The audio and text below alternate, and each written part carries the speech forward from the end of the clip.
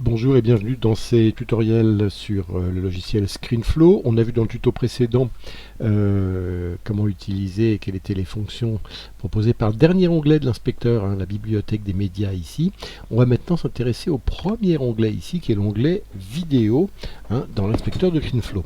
On avait vu précédemment comment changer par exemple dans le canevas ici la taille ici, l'emplacement, ou comment faire tourner également, vous voyez ici, une vidéo, un onglet vidéo. Maintenant, on va voir ce que propose l'inspecteur. Je redimensionne ici ma vidéo complètement sur mon écran, ici, sur mon canevas. Vous voyez ici, on a la même propriété. Ici, on a l'échelle qu'on peut, vous voyez. Alors là, ça se fait sur le point d'ancrage, et on diminue l'échelle sur le point d'ancrage, comme ça, avec cette fonction échelle ici dans l'onglet vidéo. La position, vous voyez qu'on peut la changer. Si je bouge 10 pixels en horizontal, je bouge de 10 pixels. Si je fais 150, ça me le bouge de 150. Je me remets à 0, la même chose en vertical ici. Pour ce qui est de la rotation, vous voyez qu'ici, on jouait sur la rotation Z. On le voit ici dans l'inspecteur, je suis à moins 26 et je me remets ici à 0.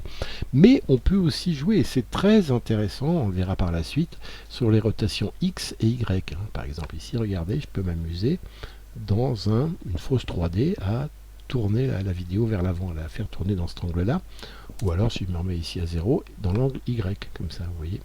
Et ça peut être très intéressant de créer des animations, comme ça, c'est-à-dire de changer de position une vidéo. Notez le bouton action ici, on n'en a pas encore parlé, mais l'action c'est ce qui va nous permettre justement de créer une animation sur un des paramètres proposés par le logiciel.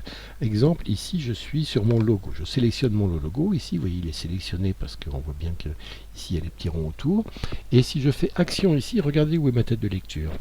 Hop, ici je fais action, vous voyez qu'il y a une petite action vidéo qui s'inscrit ici, qui dure un peu moins d'une seconde ici, et dont la fin de l'action est sur la tête de lecture. C'est dans les préférences, encore une fois, que se règle, si j'ouvre mes préférences en faisant pomme virgule. Dans ma chronologie, ici, vous voyez par exemple que mon action par défaut vidéo, c'est de 0,5 secondes. Je pourrais le changer ici, mettre une seconde par exemple.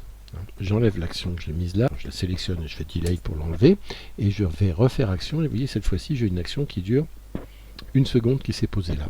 Alors c'est quoi cette action? Ça veut dire que si par exemple je change un des paramètres, par exemple l'échelle de mon logo, je décide de le rendre un peu plus petit comme ça, et qu'en même temps je le fais tourner dans l'axe X ou Y, pour le présenter par exemple comme ça,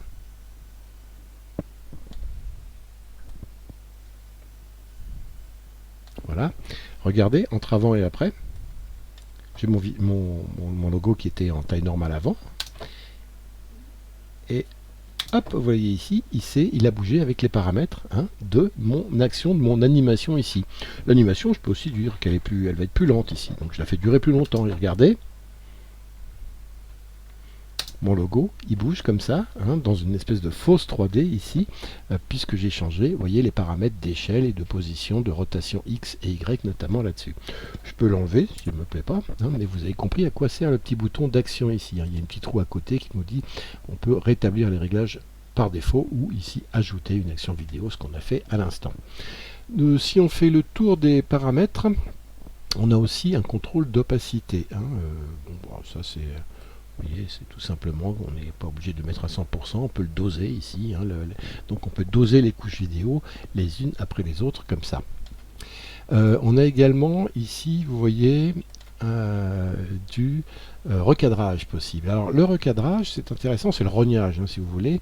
On peut s'amuser ici par exemple à venir mordre un petit peu sur le bord de mon médiator, de mon logo exactement. Voilà, je peux rogner un petit peu comme ça.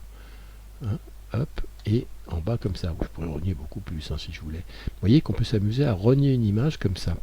Il y a une autre manière de le faire. Vous voyez que j'ai des petits ronds qui me permettent de redimensionner ici.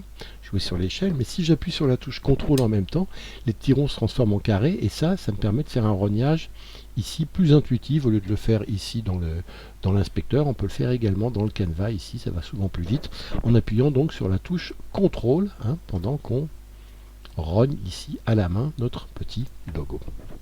On appelle ça cropper une image, de s'amuser à la rogner comme ça. On a ensuite une option de reflet. Regardez, c'est assez intéressant, mon logo. Vous voyez que j'ai un reflet qui vient se poser en dessous. Donc c'est une image comme un miroir inversé ici, dont l'opacité est... Bon, voilà, ça permet de présenter. Vous voyez, on règle ici un petit peu le dosage du reflet. Là, il est à 100%. Donc le reflet, on peut le doser ici. Bon, j'en ai pas vraiment besoin ici puisque c'est un logo. On peut également faire des coins plus arrondis comme ça. Et là, peut-être qu'on peut aller au-delà de 400. Si je vais à 600, vous voyez, ça arrondit encore un peu. Là, ça rogne même tellement c'est arrondi. Mais vous voyez qu'on peut s'amuser à ici faire des ronds de coin et à dépasser le curseur maximum. Hein. Il y a plusieurs paramètres où on peut dépasser la limite de 400 qu'on nous propose là.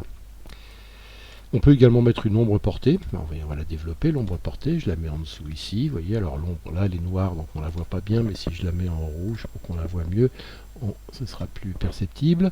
Alors on peut changer son angle. Ça veut dire que ça dépend de la source de lumière qui la reflète. Hein, voilà. Ici comme ça. On peut également jouer le décalage, hein, faire que l'ombre portée soit plus ou moins loin de l'objet original. On peut jouer sur son opacité et sur son flou pour faire, voilà, par exemple, un flou et une opacité comme ça pour dire qu'on a une ombre portée sur mon objet vidéo. Donc ça, c'est encore une possibilité assez intéressante que propose le logiciel. Et puis on a ensuite les commandes de couleur. Alors ça permet d'étalonner l'image, hein. Par exemple, regardez ici, mes commandes de couleur, elles vont permettre de jouer sur les paramètres évidents, les trois paramètres de l'étalonnage couleur, la saturation, donc c'est plus ou moins de couleur, vous voyez ici, hein, ça me fait même un drôle d'effet. Je vais peut-être plutôt le faire sur la danseuse. Regardez la danseuse ici, si je joue sur sa saturation, hop, ici, vous voyez que je sature les couleurs, ou ici je suis en noir et blanc. Hein, quand je suis à 0. Donc je peux doser les couleurs comme ça, la luminosité, je peux avoir une image plus ou moins lumineuse comme ça, et le contraste, moins de contraste, plus de contraste. Voilà. Donc chaque image comme ça peut être étalonnée assez rapidement avec ces commandes de couleurs.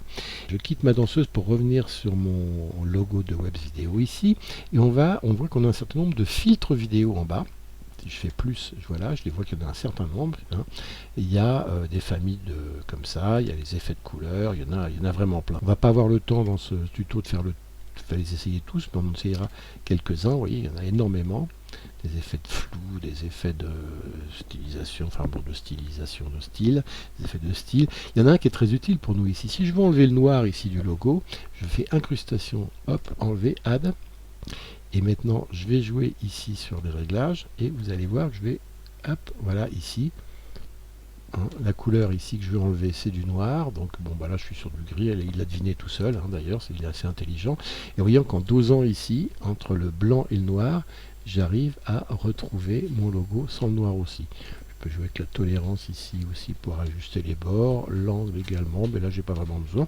Voilà, vous voyez que j'ai enlevé le noir de la vidéo. Si je descends sur la couche d'en dessous et que je fais pareil une incrustation, donc je fais plus et je fais incrustation, je vais pouvoir enlever le vert. Hein. Regardez, si je fais add ici, j'ajoute un filtre d'incrustation, et si je règle ici les petits paramètres, vous voyez qu'à un moment donné, j'arrive à enlever complètement la couleur verte. Hein. Il a compris également, puisqu'il a vu que le fond était vert, que c'était le vert qu'il fallait enlever.